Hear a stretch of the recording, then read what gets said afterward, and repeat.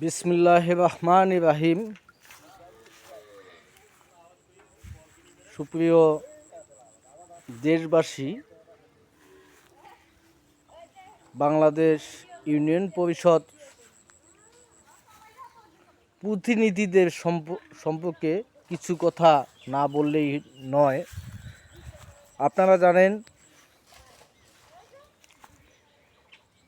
বাংলাদেশের যত ইউনিয়ন পরিষদ আছে, ইউনিয়ন পরিষদগুলির যে মেম্বার, চেয়ারম্যান, ভাইস চেয়ারম্যান যারা আছেন, আপনারা জানেন একজন ইউপি সদস্য মানে মেম্বারের বেতন 2.5 থেকে 3,000 টাকা এবং একটা চেয়ারম্যানের বেতন 4 থেকে 5,000 টাকা।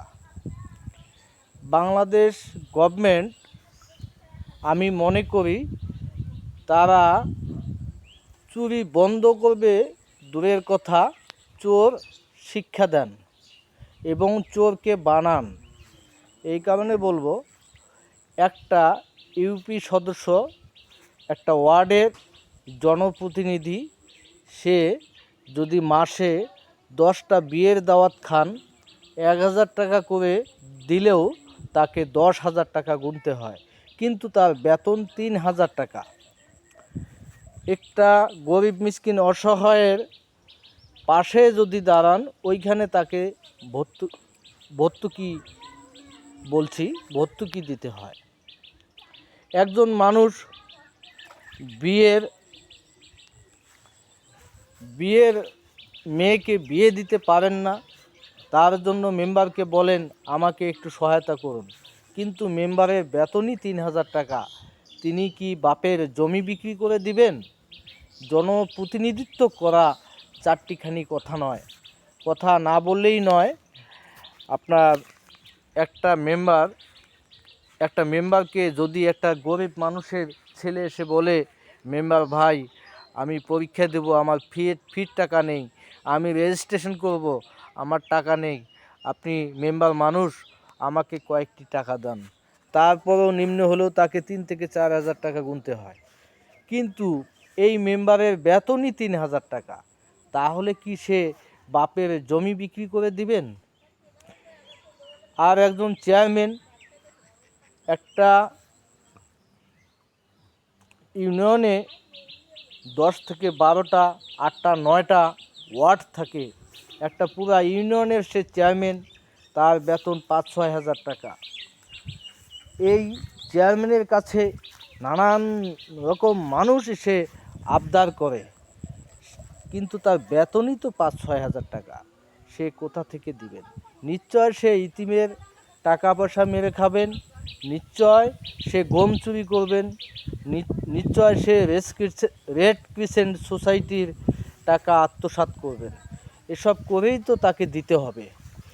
তাহলে আপনারাই বলুন, যদি এই হয় বাংলাদেশের ইউনিয়ন পরিষদগুলির চিত্র এবং এই হয় সরকারের ভাষ্য, সরকার যদি এরকম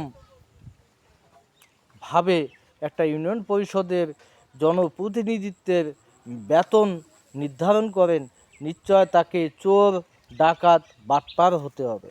তাহলে দেখেন, একজন চেয়ারম্যান ইচ্ছে করলেও সে চুরি করা বন্ধ করতে পারবে না, কারণ একদিকে জনগণের চাহিদা, গরিব মিসকিন অসহায়ের চাহিদা, মানুষের বিভিন্ন রকম বালা মুসিবতে পড়ে চেয়ারম্যানের কাছে ছুটে যান, কিন্তু যে পরিমাণ বরাদ্দ থাকে, বরাদ্দের টাকা গরিব মিসকিন তো পাবে দূরের কথা, এরা অর্ধেক চুরি করে আর অর্ধেক করে, এভাবেই তাদের জীবন চলে।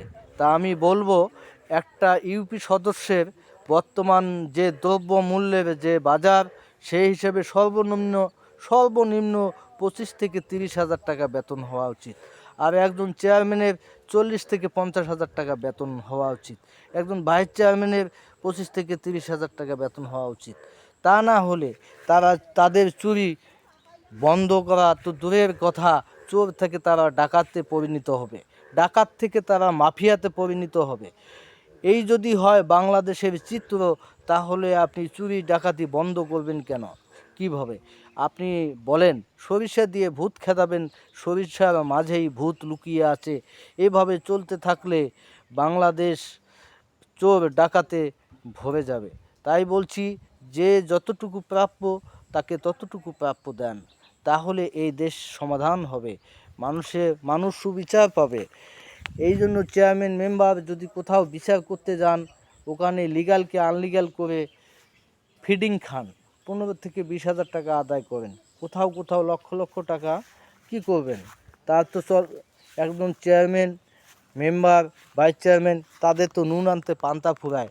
একটা মেম্বারের বেতন 3,000 টাকা, একটা ভাইস চেয়ারম্যানের বেতন 2,500-3,000 টাকা, একজন চেয়ারম্যানের বেতন 4-5 হাজার টাকা।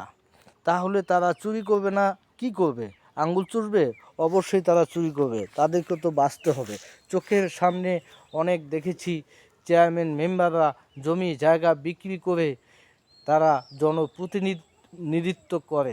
প্রতিনিধিত্ব করে। এভাবে চলতে থাকলে মানুষ মানব সেবার নামে